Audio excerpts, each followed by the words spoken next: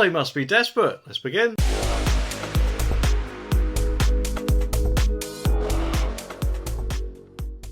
The article says that drivers having to put up with annoying Ulez rules could soon be entitled to £50 towards their costs.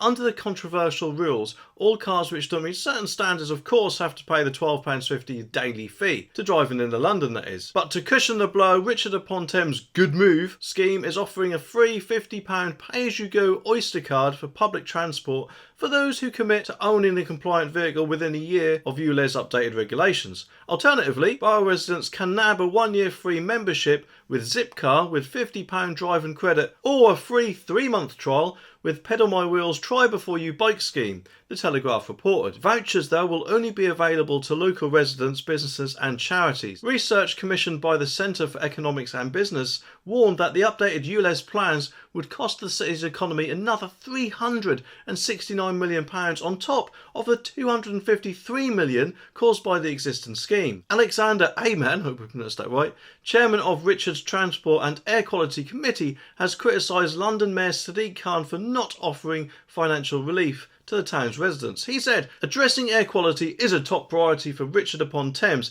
and this borough wants to build on the local cross-party consensus that the Ulez should cover the entirety of Greater London, he said. However, the speed at which the Mayor of London has sought to introduce the extension and the lack of financial support afforded to residents remains unacceptable. Well, in truth, I think if you ask 99% of motorists, Ulez remains unacceptable, whether it's in its current level or the crazy one which they want to put out in a few months' time. Speaking of which, the notice period they actually gave people before this rolls out isn't exactly long, is it? I mean, from what I remember, we only heard about this recently, so it is going to impact a lot of people and, of course, their businesses. And in the middle of a cost of living crisis, with the way things have been lately, only going one way it seems, that's the last thing you want to hear, isn't it? And their whole idea about a £50 credit to use public transport surely states that that is what they actually want you to do in the first place, because they're hoping, I'm guessing, that once you're on the train or bus, you'll just sit there thinking, oh, this is actually quite nice to be chauffeured about. I think I'll do it again tomorrow, thereby creating more customers for them. But of course, what they're forgetting is when people actually do that, it might only last a couple of days before people actually get fed up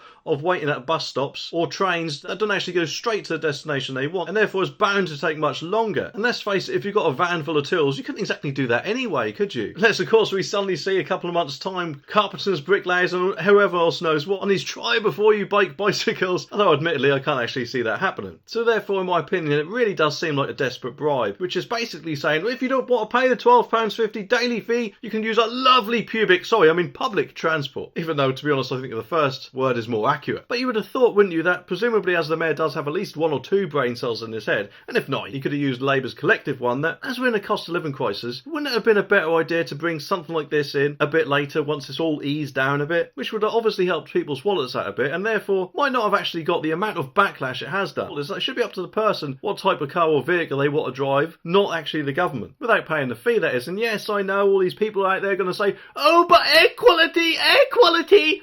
But if you think about it, cars have been around for about 100 years or so now, and I'm pretty sure that all the old cars weren't exactly as environmentally friendly as what they are now. So what about the air quality then? Or even before that, in early Victorian times, or maybe even as far back as the Tudor times, when there was no electricity and people had to light fires in their houses, causing who knows how much smoke into the atmosphere and therefore damaging the air quality. Struggling households will be given extra help if they cannot pay their TV licence. Under BBC plans, people will be offered a 2-month breathing space if they are facing enforcement action. Meanwhile, of course, more people without a TV licence will be offered payment plans to spread the cost. Plus, households in financial difficulty will be offered free and independent support from debt charity Step Change. And obviously that is because everyone in the UK who watches live TV must pay the £159 fee, which is actually forced in my opinion. Without one, households are apparently breaking the law and can be prosecuted. The plan comes in response to a gender disparity review by the BBC,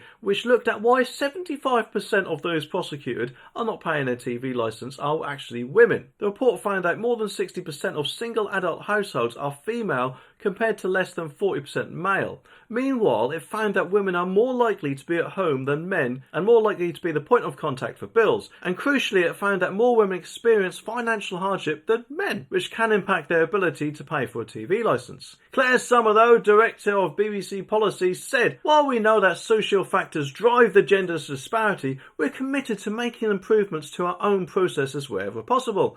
Our action plan will improve the support for people in real financial difficulty to help them stay licensed and reduce the risk of prosecution. We look forward to the new partnership with Step Change and we will closely monitor its impact." Baroness Young of Horsley, the independent advisor for the Gender Disparity Review, added, "The BBC's action plan has the potential to lead to fewer people, particularly those in financial difficulty, to be prosecuted, and it is something that will be welcomed." The Sun, though, has asked the BBC when the extra support will be introduced, and we will update the story when we know more. When will these people understand that not everyone needs a TV licence? I mean, if you watch streaming services or catch up, apart from the BBC that is, then you don't actually need a TV licence, do you? Yet they seem to think that everyone does need a TV licence, and therefore suddenly seem to think that we of course must be needing the advice of a debt charity, when actually the TV licence, if you don't need one, is not actually a debt that we need to pay, is it? Because we've got no contract with them or anything like that at all. I mean, it's a bit like getting a bailiff's letter through the post for a mobile phone contract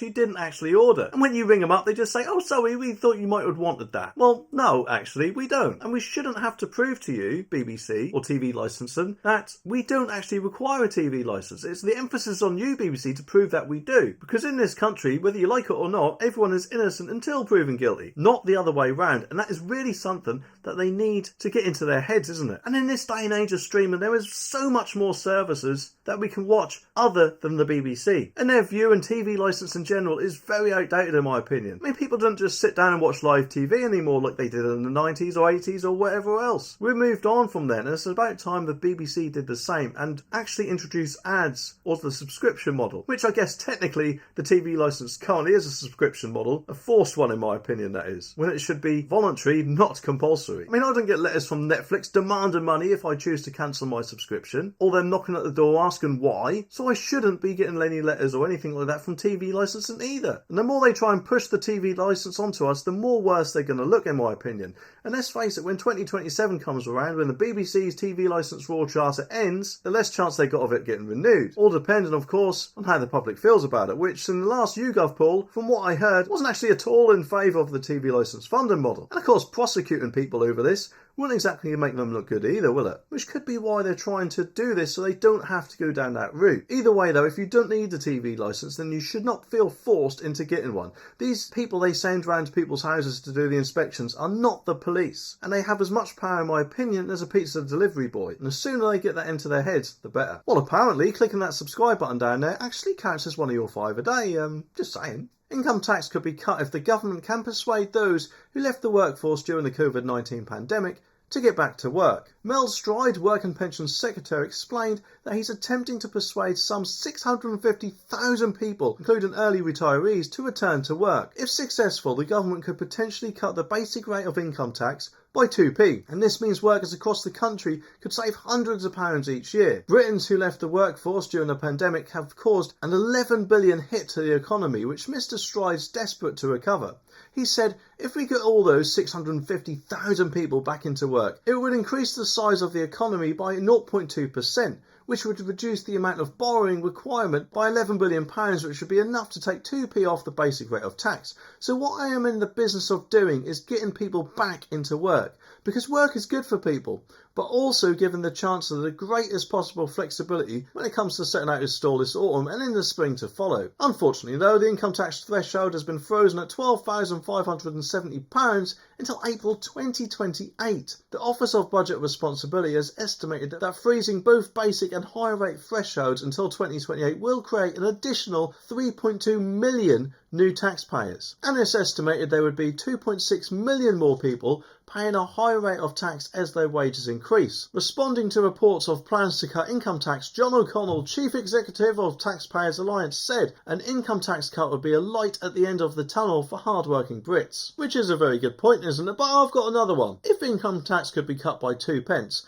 if everyone got back to work after the pandemic. Why was it not cut by 2p before the pandemic took place? Because surely everyone was in work then, weren't they? Of course, I'm guessing they probably wouldn't want to talk about that too much. And admittedly though, whilst paying 18p instead of 20p out of the pound doesn't sound like much, I'm sure it'll all add up in the long run. I'll tell you what would also be a good idea is if they actually scrap the threshold freeze, because that is going to be affecting quite a lot of people. And even if they don't scrap it, they could reduce the years a bit. Because from what I remember hearing a little while ago, they had 12 or 13 billion pounds extra than what they actually planned for. And of course, no doubt they probably invested that into other things, but how about as well if they scrapped HS2, which apparently is only going to reduce travel time by about 10 or so minutes anyway, so what's the point of it? And if they don't want to do that, I'm sure there's other methods they could actually use rather than freezing it for another 5 years. And yes, obviously I know that all the government grants and whatever else during the pandemic has to be paid back. But of course, I'm sure there's other ways that could actually be done without causing a fiscal drag, which this will introduce, because even if you're not moving up into a higher taxpayer, you'll still end up paying more tax. So it might actually be preferable to scrap the threshold rather than having a 2p cut, especially if wages rise more quickly than expected. But then again, of course, I could be wrong. I'm not a financial advisor, and I can't predict the future either, but I tell you what, if I could, I would be playing the lottery every week. Well, actually thinking about it, I don't need to play it once. And actually, going back to Ulez, in this video you'll find out about Sadiq Khan's latest